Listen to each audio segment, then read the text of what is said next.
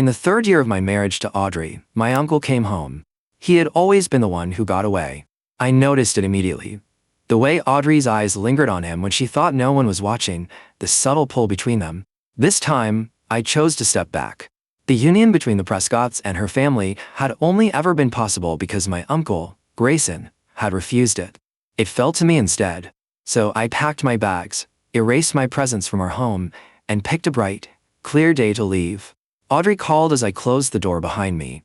"Ethan, once I'm done showing your uncle around, I'll be home to celebrate your birthday." I watched a jet carve a white streak across the sky and said softly, "Don't worry about it. I'm not really celebrating this year." The Prescotts held a monthly family dinner, a tradition Audrey rarely attended. When I showed up alone, I became an easy target for their quiet contempt. After years of it, you learn to ignore it. Until Aunt Carol began. Her voice cut through my thoughts. "It's one thing for you to be useless," she said, "but thankfully Grayson is back. He and Audrey have always been close. Maybe she should spend more time with him from now on." My focus snapped back. "Excuse me? What do you think I mean?" she said, her fork clattering against the plate. They were good together. If Grayson hadn't been so stubborn about studying abroad, you'd never have had the chance to, well, pick up the scraps. "Audrey is my wife," I said, tight-lipped. "We've been married 3 years. I gripped the edge of the mahogany table as a sudden coughing fit racked me.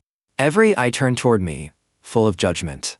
I had always been the overlooked Prescott son, frail, often bedridden, invisible. My mother had protected me even from her sickbed. But after she passed, I was just a shadow in my own home, trailing behind cousins, taking leftovers of attention and affection. Only when I began earning my own living as a writer did I find some peace. I could tolerate their disdain, their whispers, but Audrey? I could not watch her be treated like a prize to be won by someone else.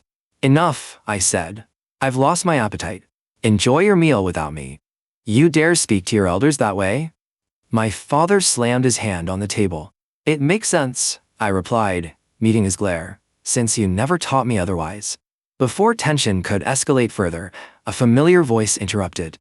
"Ethan, what's all the fuss? Don't ruin a perfectly good dinner." Grayson. His tone was charming, calm, and yet every word carried subtle condescension. He hadn't been in the room 5 minutes and had already framed me as the troublemaker. I opened my mouth to reply, then froze. Audrey was beside him, someone I hadn't expected to see outside her office hours. "Audrey, what are you doing here?" I rushed to her, heart racing, before my mind could catch up. The reason for her presence became painfully clear. Grayson explained with an easy smile. "It's family dinner today, isn't it? I wasn't sure I'd make it from the airport in time, so I mentioned it to Audrey."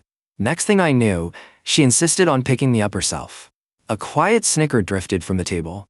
Earlier, my father had asked why Audrey hadn't attended, and I'd said she was busy at work. Yet one word from Grayson had her racing across the city, retrieving him and bringing him to the estate. The hierarchy was unmistakable.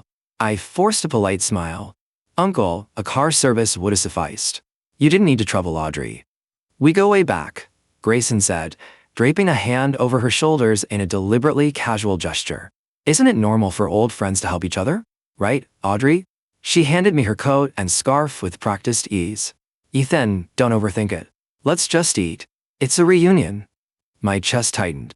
She had already turned toward him, sitting shoulder to shoulder, heads bent together as if no years had passed. The high school familiarity lingered between them. And I, after 3 years of marriage, was I just the valet? I retreated to my seat across from them. Grayson commanded the room effortlessly, handling questions and conversation with the ease of a born leader. I had once admired him, even tried to emulate him. Then I grew to despise him. Audrey's gaze followed him as it had in high school. She had always been the observer to his brilliance, captivated by his every move. It explained why she fell for him once, but now, after we were married, what did that make me? I picked at my food, tasting nothing. On the drive home, Audrey leaned back, tired. I tested the waters. "Audrey, you do remember we're married, right?" She frowned, eyes closed. "If you're unsure, check the filing cabinet." I laughed softly, nerves tightening. Then came the final blow. "Grayson is just settling back in," she said. "I'll be spending the next few days showing him the ropes." Audrey took Grayson to a corporate gala. When I asked to go, She barely looked up from her gown selection. I don't need you there. One escort is enough. You should stay home and work on your novel. Before I could protest, she added a soft, placating smile. You can come pick me up when it's over. I swallowed my frustration and simply said, okay. Fighting wasn't worth it. By 8, guessing the event was winding down, I brewed her favorite ginger tea, packed it in a thermos, and grabbed a cashmere wrap in case she got cold. I parked near the hotel entrance, rolling down the window to make sure I wouldn't miss her. At 9, Audrey and Grayson emerged, arm in arm, immediately surrounded by photographers and reporters. I stepped out and pushed through the crowd, trying to get her out quickly. She hated the flash and noise after a few glasses of champagne. Then a reporter's voice cut through. Ms. Hale, you've never appeared publicly with a date since your marriage. Is this your husband? I froze. Audrey leaned into Grayson, giggling. This is the man I've loved for years. Grayson, calm and perfectly composed, met my eyes over the press. After the reporters left, he helped a wobbly Audrey into the car. She's had a bit too much. Make sure she drinks some of that tea. Be patient, her tolerance isn't what it used to be. Are you done? I asked sharply. He raised his eyebrows, then patted me on the shoulder with a patronizing smile. Ethan, don't take it personally. She said she loved me for years, past tense, not present. The night air was cool, but anger simmered in me. Audrey muttered from the back seat. Ethan, I think I'm gonna be sick. I glared at Grayson and drove home. She spent the night sick, vomiting around 2 a.m. I cleaned up, exhausted, though not entirely from the work. 3 years ago, right after our wedding, she had done this once. I had spent weeks preparing medicinal broths and meals to help her recover. She had promised never to overdo it again. Mostly, she kept that promise. Was she drinking tonight to forget? Forget that Grayson was gone, and she was married to me? I didn't ask. We had learned to ignore uncomfortable truths. The next morning, she awoke, surprised to see me sitting by the bed. Ethan, were you here all night? I can't believe I drank so much. Did you make oatmeal? My stomach feels awful. I held up my phone instead of answering.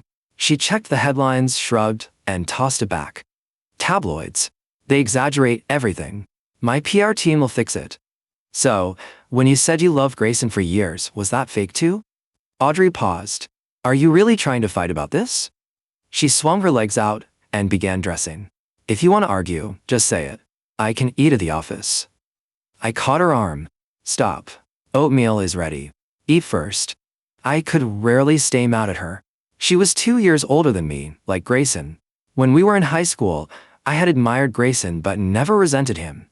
He had been kind, protective, encouraging.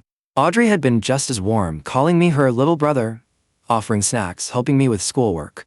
But then I overheard Grayson mocking me to his friends, calling me weak, clingy, foolish. Audrey had never seen that side of him. She had only seen me as the kind, eager boy who needed guidance. That kindness is why I rarely fought with her. It's easy to forgive someone who was once pure and generous, unless she keeps hurting me by reliving old connections with Grayson. The Prescotts weren't exaggerating. Grayson and Audrey were inseparable. Our high school's centennial brought another reminder. Grayson invited Audrey. I intended to go too. He couldn't resist undermining me. You're going too, Ethan? I remember you weren't exactly popular back then. Don't expect to enjoy it. I ignored him, taking Audrey's hand. Grayson smirked coldly, then returned his attention to her. I had been quiet and withdrawn in school, but now, thanks to writing, a few old classmates recognized me. Ethan Prescott. You haven't changed a bit, called a woman.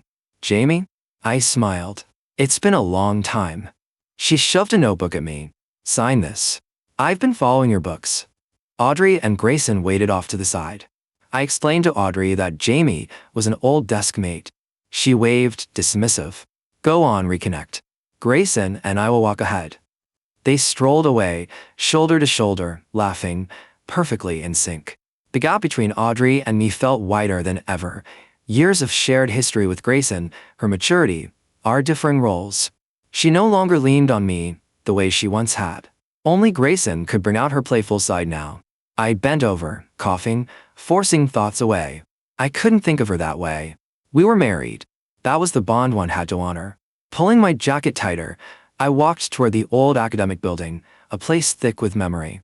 Class reunions followed the same predictable script, catching up, exchanging compliments, and sharing nostalgia. A few former classmates, now fans of my books, asked for autographs. Jamie teased me. You always scribble in your notebooks back in school. Quiet but with so much inside. Your writing now is incredible. I smiled, grateful for the compliment. She nudged me further. I heard you got married. Why don't you write romance? You'd have first-hand experience by now. I couldn't answer. My marriage with Audrey was distant, polite, and devoid of passion. Sweet, heartfelt romance?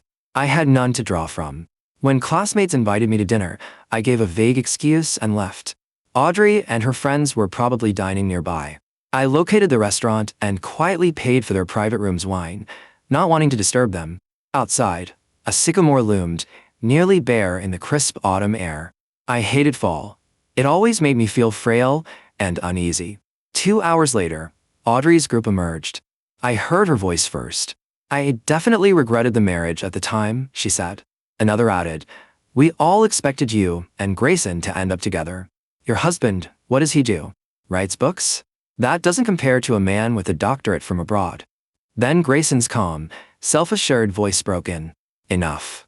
Even though Audrey is married, my feelings haven't changed. And neither have hers. I stepped out from the shadows. Should I leave then? Audrey froze. Her friends turned away. Grayson simply smiled, unconcerned. Ethan. You came to pick her up? Audrey glanced at me, then back at her friends. Sorry, everyone. I have to go. She took my arm and led me away. I stopped her. Aren't you going to explain? Her exasperation was clear. Explain what? We were just reminiscing. Please stop taking everything so literally. A cold wind tore through me. This is the second time, Audrey. What? The first, you told the media you loved Grayson. The second, you told your friends you regretted marrying me. And now you act like nothing happened. Her jaw tightened. I can't talk when you're like this. I have a business trip tomorrow. We'll discuss it later. Isn't it strange? She hurt me, but I had to calm down. Because I loved her, my feelings were the problem, not hers. Even confronted, she remained composed, guiltless. I blinked, swallowing the sting. How long will you be gone? Will you be back for our anniversary? She hesitated. Yes, I'll be back in time. Then we'll talk when you return. She agreed readily. I often wonder if she never planned to return on time at all. A hurricane struck her city. I couldn't reach her. Days passed. Flights were grounded. I found a 30-hour overnight train and didn't hesitate to buy a ticket, packing quickly and leaving. The journey was brutal. The train's motion and smells left me nauseous. Anxiety gnawed at me as the storm raged. When I finally arrived, soaked and shivering, I found her suite. Inside, she and Grayson lay asleep together, arms entwined. The room was calm, lit by a bedside lamp, a stark contrast to the storm outside. I chattered teeth, a small, broken sound escaping. Audrey woke, panicked. Ethan, what are you doing here? Don't misunderstand. Nothing happened. Your uncle got sick. I was helping. Her clothes were perfect, her composure intact. Still, I pressed. Audrey, what about your promise? Why is Grayson here? I called. I couldn't reach you. I was worried something happened to you, so I took the train. I know nothing happened, I said, voice low. But whenever he's around, you forget I exist. Audrey rubbed her nose, frustrated. Ethan, don't accuse. He's not like that. Then go be with him. He's more understanding than I am. Cold seeped into me, yet my body burned with frustration. I didn't want to argue anymore. I just wanted warmth, a shower, sleep. But even that was denied. She shoved me. Ethan, what do you think I am? If anything had happened with Grayson, would you have married me? I let out a humorless laugh. Whatever you say. A numbness settled in my chest. As a child, I'd eaten leftovers, worn hand-me-downs. Later, I'd been told I was lucky to marry into the Hale family. I told myself I had survived, that I had earned my life. Audrey was the treasure I chose. I ignored ridicule, pretended not to see her indifference, told myself I had gotten what I wanted. Now, I was tired of lying to myself. Was this truly life? Twisting myself for a shadow of love. It shouldn't be. Through the hotel window, I watched a tree snap in the storm. All my hidden pain, pride, and exhaustion came crashing down. Audrey's expression shifted. "Ethan, what's wrong?" She explained, voice sharp. "Grayson knew I was here. He worried about me during the hurricane. I caught a fever. I fell asleep briefly. I missed your calls. Is this really worth such a scene?" "Yes. How is it not?" I shouted, bloodshot eyes locked on her. "In 3 years, have you ever cared for me when I was seriously ill?" "Always too busy. The medicine cabinet is full of remedies you've never noticed." "Audrey, who am I to you? And who is he?" She stared, stunned by my raised voice. "Ethan, he's your uncle. Must you be petty?" I shook my head, defeated, and began to leave. She grabbed my arm. "I know you're angry about the missed anniversary. Your birthday is coming. We could celebrate both. One missed anniversary. Not just one," I said. "Audrey, I know you loved Grayson. I know you didn't want to marry me. Now he's back. I could step aside. I could let you be with him." Her brow furrowed sharply. "Ethan, are you saying you want a divorce? You think you could endure that?" As if on cue, Grayson woke, feverish and alert, having overheard the argument. A low, theatrical cough echoed from his bed, earning a sharp glare from Audrey, who blamed me for disturbing him. From his sickbed, Grayson played peacemaker. "Audrey, don't argue with Ethan because of me. I'll leave. But, Ethan, for you to bring up divorce so casually, you must have been thinking about it for a while. Still, I'm sure you have feelings for her." I turned to him. "Are you finished? Looks like you didn't just learn to sleep around overseas, you learned how to be a real piece of work too." His calm demeanor broke. "Ethan, what are you saying? That's slander. I could sue. You know whether it's slander or not. I have the proof. If you don't care about your reputation, neither do I." Before Audrey could react, I gathered my strength, left the suite, and checked into another room.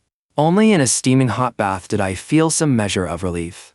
In the haze of warmth, memories surfaced. Early in our marriage, Audrey had called me in a panic while walking home one night. Twisting her ankle, she had leaned on me, tears choking her voice.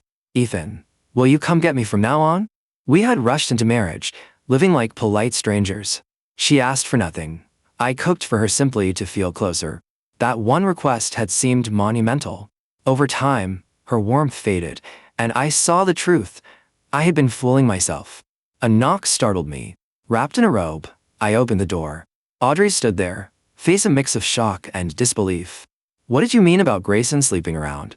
How can you accuse him like that?" I handed her my phone. "Why did he come back? He didn't just sleep around. He got someone pregnant and ran home to avoid responsibility." She studied me silently. Thankfully, nothing happened. I've said my piece. From the day he returned, I had investigated his life abroad. The results were worse than I'd imagined. Audrey grasped my arm. "Ethan, believe me, nothing happened between us. I can't just abandon him. We have years of friendship. Ethan, delete the photos. They can't get out. You'd destroy him." I looked at her, long and steady. "I understand." Her shoulders relaxed. "I knew you weren't cruel. You and Grayson got along so well in school." I allowed her to reminisce, the last small kindness I could offer. She smiled faintly.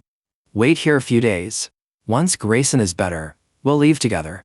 I shook my head. "No, I have a novel deadline." She seemed unconcerned. "Waiting at home is the same." The next morning, the hurricane passed. I booked the earliest flight back. Audrey texted, "Why did you leave so early? We could have had breakfast." I didn't reply, leaning against the airplane window. My body ached, lungs tickled with a cough I fought to suppress. At home, I packed carefully. Clothes, toiletries, documents, small mementos. Anything mine went into the suitcase. Larger items I discarded. Last, I covered our wedding portrait. The house now belonged to Audrey. Divorce papers lay on the dining table. I walked out without looking back. The sun shone, indifferent to the storm we had survived. Audrey called. "Did you get home? Grayson's almost better. I bought local specialties for your birthday. What do you want?" "Audrey," I said quietly. "What is it?" "I'm leaving. The papers are signed. In 3 years, you are never happy." I thought I would be either. I wasn't. "Once you sign, we're free. You can go after what you want." "No, Ethan. Wait. I'm coming back now. Let's talk." The boarding announcement echoed. I ended the call and removed my SIM card. It no longer mattered what she would say. For once, I acted for myself. 6 months later, I fished on a sun-drenched island. My skin tanned, my frame healthy. I had found a peaceful life, financially free, and embraced the rhythm of the local community. Jamie, a former classmate, sent a wedding invitation, asking for a signed copy of my latest book. I agreed. It was time to return. Audrey hadn't signed the divorce papers yet. Upon arrival at her office, she burst into tears at the sight of me. "Ethan, you finally came back?" I gently stepped back.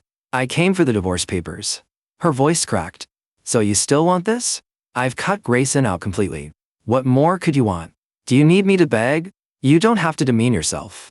You didn't do anything wrong. You just didn't love me then." "But I love you now. Can't we try again?" I shook my head softly. "I've had a peaceful life these past 6 months. Our problems weren't just Grayson. I don't want to live here anymore. Will you leave with me?" Pain flickered across her face. Her hands fell away. I sighed. "I'll be here 3 days. Think it over. Mail the papers."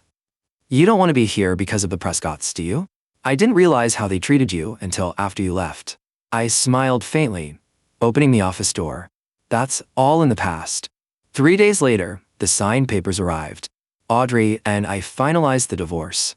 She told me Grayson was bedridden with illness. I felt nothing. "In high school," she murmured, "your emotions were so vivid. Now you've grown quieter. After you left, I realized in all our time together, you almost never got angry. No matter what I did." She sobbed, covering her face. I didn't tell her of the months I spent in therapy, regaining the small well of feeling a long, hopeless marriage had nearly drained. I slid the divorce decree into my jacket pocket. "I hope you find happiness." I wished it for the Audrey of my memories, the warm, gentle girl who treated me kindly. As for me, I would claim my own happiness at last.